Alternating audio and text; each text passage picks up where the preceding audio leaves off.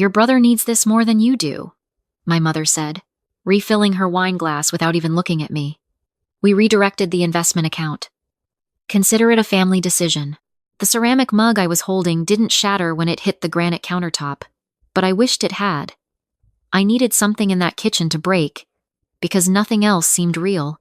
I looked at my mother, her silk blouse perfectly pressed, her expression as calm as if she had just mentioned changing the cable provider. Then I looked at my father, who was scrolling through his phone at the head of the table, already done with the conversation. My younger brother Derek was leaning against the refrigerator, arms crossed, chin lifted just slightly, that particular angle he had perfected since childhood, the one that said he had already won before the fight began. The investment account they were referring to wasn't theirs to redirect. It was a $240,000 account my grandmother had opened in my name 11 years ago, funded steadily through her retirement savings, meant to be released to me at 30. She had told me about it at her kitchen table when I was 19, pressing my hand between both of hers. This is for you, Maya. Not for the family. For you, because you work like your grandfather did, and people like us don't get handed things. She passed away 2 years before I turned 30. And apparently, in the time between her funeral and this dinner, my parents had decided her instructions didn't apply anymore. That money was my down payment. I was 31, a licensed physical therapist running a contract position at 3 different clinics across Portland, Oregon, saving every spare dollar toward opening my own outpatient practice. I had the location scouted. I had a business partner lined up. I had spent 4 years building toward that specific exit, and in the time it took my mother to pour a second glass of Pinot Grigio, it was gone. Where did it go? I asked, and my voice came out very quiet, which was more frightening than if I had screamed. Derek's new restaurant, my father said, finally setting his phone face down. His concept is solid. The timing is right. He needed capital and you have a stable income. You'll recover. Derek's concept was a rooftop cocktail bar in the Pearl District that he had been talking about for 3 years without ever once holding a full-time job. He had a gift for talking about things, for building a vision board of a life while the people around him quietly funded the frame. That account was in my name, I said. Grandma set it up specifically for me. You had no legal right. We have joint oversight on all family financial instruments, my father said flatly. It was always a family asset, Maya. You were just listed as the primary beneficiary. There's a difference. There was no difference. He knew there was no difference, but he said it with the authority of a man who had spent 30 years managing other people's money as a financial advisor, and he counted on the weight of that confidence to make me doubt what I knew. Give it back, I said. All of it. By the end of the month, or I will get a lawyer involved. My mother finally looked at me. Her expression wasn't angry. It was pitying, which was somehow worse. Maya, she said softly, you would really do that to your family? After everything? Your brother has been struggling. You know how hard this has been for him. I know how hard it's been for me, I said. I walked out before Derek could say anything, which was the first smart decision I made that night. The second smart decision would have come if I had gone straight home and called a lawyer without saying another word to any of them. Instead, I made the mistake that cost me the next 4 months of my life. I sent a text to Derek. Just 4 words. I know what happened. I thought it would scare him. I thought it would prompt a conversation, maybe an apology, maybe a private arrangement to return what was taken before anyone had to get official. What it actually did was start a clock I didn't know was running. The first sign came 6 days later, on a Tuesday morning, when I arrived at Cascade Rehabilitation Center for my 7 o'clock shift, and my access badge returned a red light at the door. I tried it twice, then called the front desk from my cell phone. The receptionist put me on hold for 4 minutes. When she came back, her voice had changed. She asked me to come to the administrative entrance. A woman from HR I had never met before was waiting for me in a conference room with a printed document on the table and a box containing the few personal items I had kept in my workspace. We received some concerning information this past week, she said carefully. Some of our partner clinics have flagged irregularities in patient billing records that appear to involve your credentialing number. I sat very still.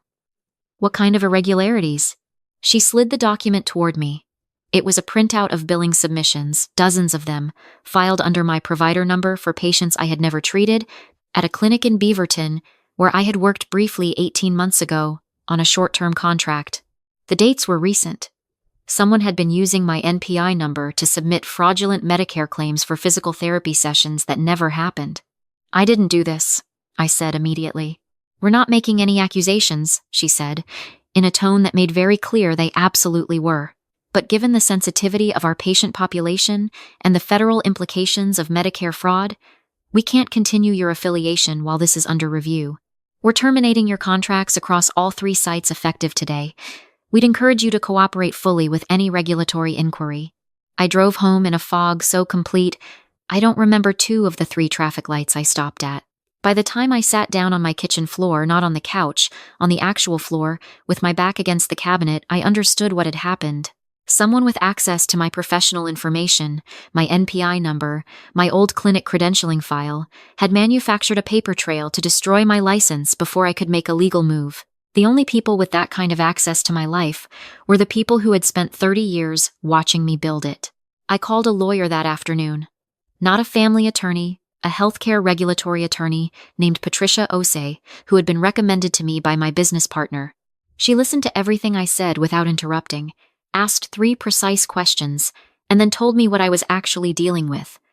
Someone had not only submitted fraudulent claims under my credentials, but had also filed a complaint with the Oregon Physical Therapy Licensing Board, alleging that I had been practicing while impaired. "There was a signed statement," she said.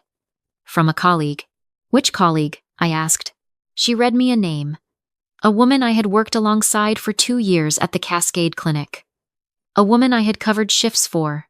A woman who, I now recalled with a cold, clarifying kind of dread, had spent a holiday party last December in the corner of the room talking to my brother for 45 minutes while I refreshed the appetizer plates.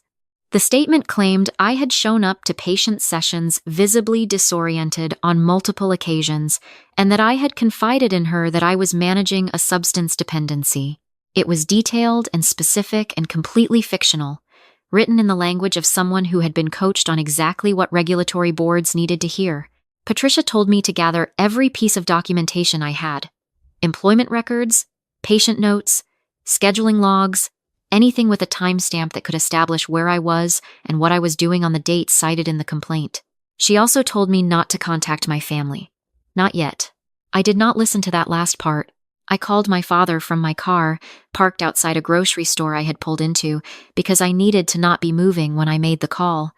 "Dad," I said when he picked up, "I know this is you. I know about the billing fraud. I know about the statement to the licensing board. Stop it now, return the money, and I'll let this go. Otherwise, I'm giving everything to the attorney and you can explain it to the state." There was a long pause. Then my father sighed a slow, almost theatrical exhale and said, "Maya, I've been covering for your instability for years. I was hoping it wouldn't come to this." He paused again. "Check your credit report tonight. You should be aware of what's there before your attorney goes looking." He hung up.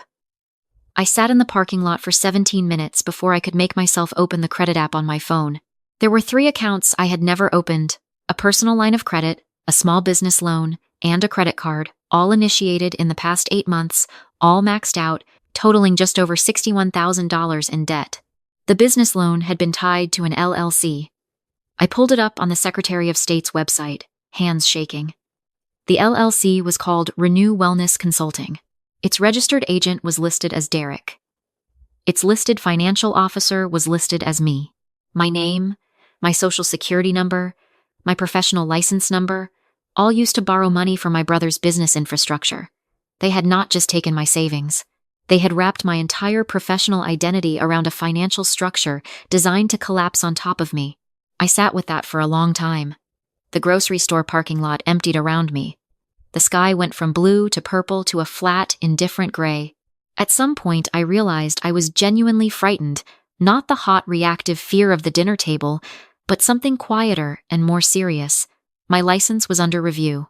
My income was gone. My credit was destroyed. And every document that existed framed me as the architect of my own ruin.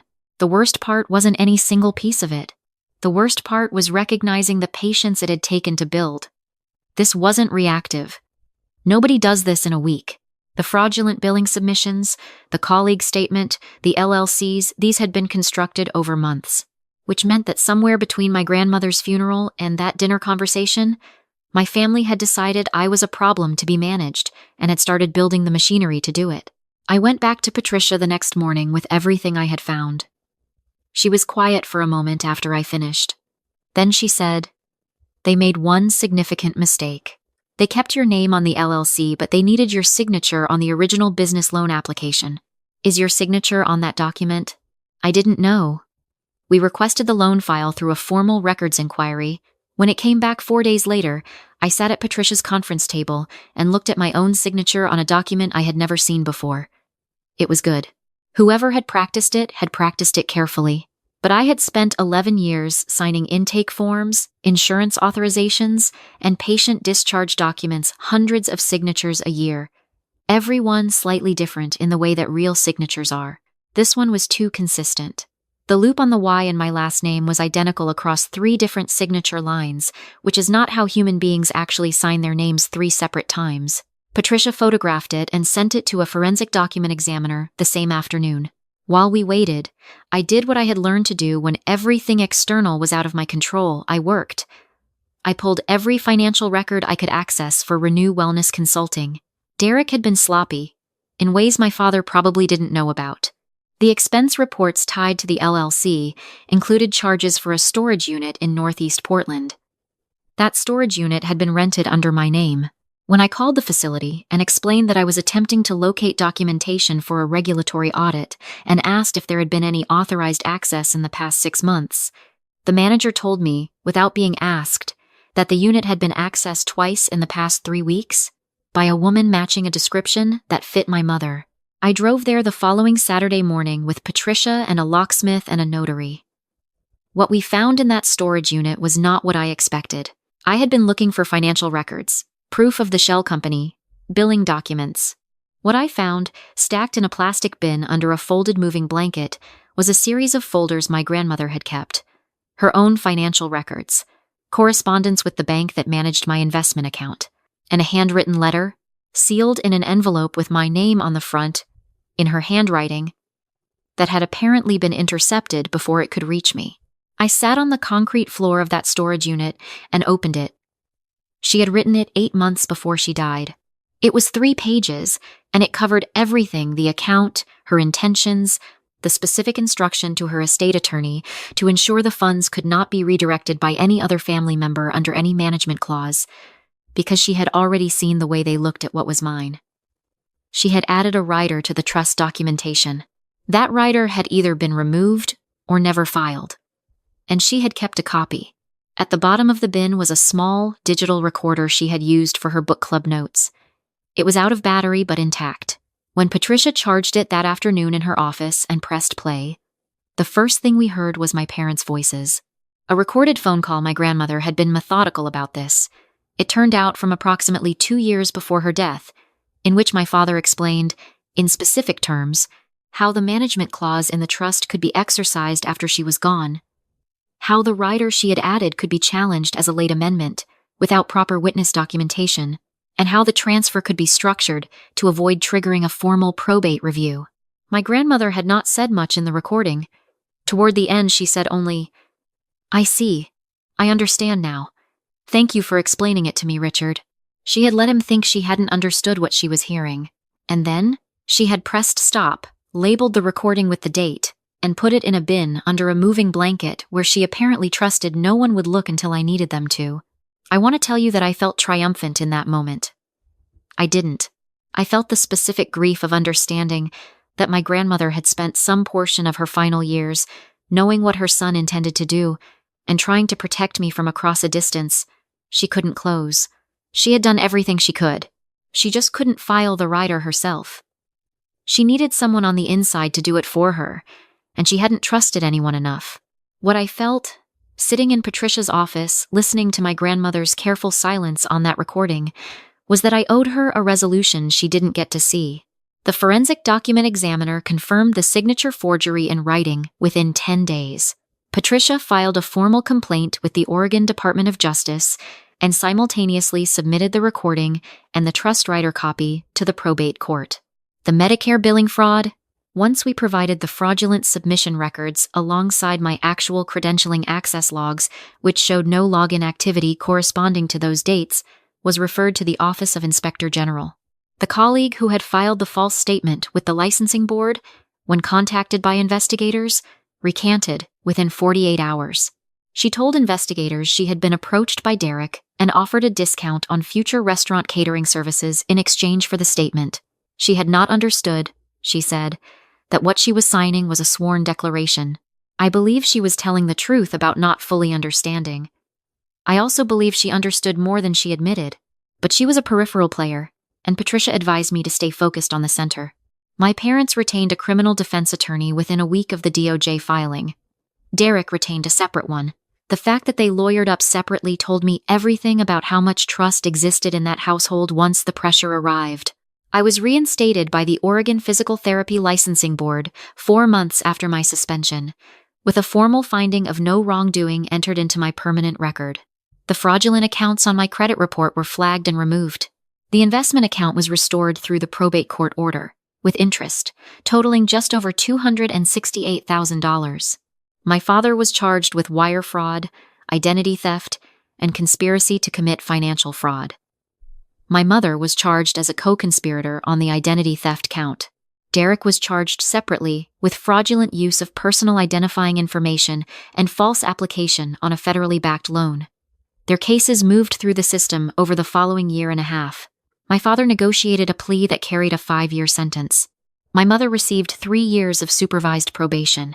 Derek, whose attorney was apparently better than my father's, received 2 years probation and community service, which I found insufficient and said so in my victim impact statement, which I read aloud in the courtroom while my brother looked at the table in front of him and did not once look up. The rooftop cocktail bar never opened.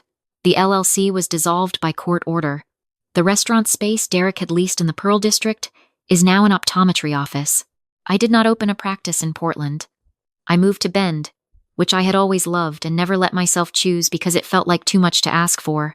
The practice I opened there is small 4 treatment rooms, 2 other therapists, a front desk coordinator named Bev, who makes genuinely excellent coffee and remembers every patient's name before they finish introducing themselves. The sign outside reads, Sutherland Physical Therapy. Sutherland was my grandmother's maiden name. Last spring, I framed the letter she had written me and hung it in my office, behind the door, where I see it when I close it at the end of the day. I don't display it for patients. It isn't for them. It's for me, and for her. A record between the two of us that she knew what she was building and she built it anyway. Brick by patient brick, trusting that I would eventually find my way to the foundation she had laid.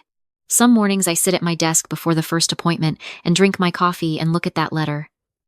I think about the parking lot where I sat in the dark and felt the walls of my own name closing around me. I think about a storage unit in Northeast Portland and a plastic bin and a woman who recorded a phone call and labeled it with the date and trusted that something, somehow, would carry it forward to where it needed to go. She was right. It did. And I think that is what she knew about me, even when I didn't know it about myself, that I would not stay on the floor, that I would find the thing they missed.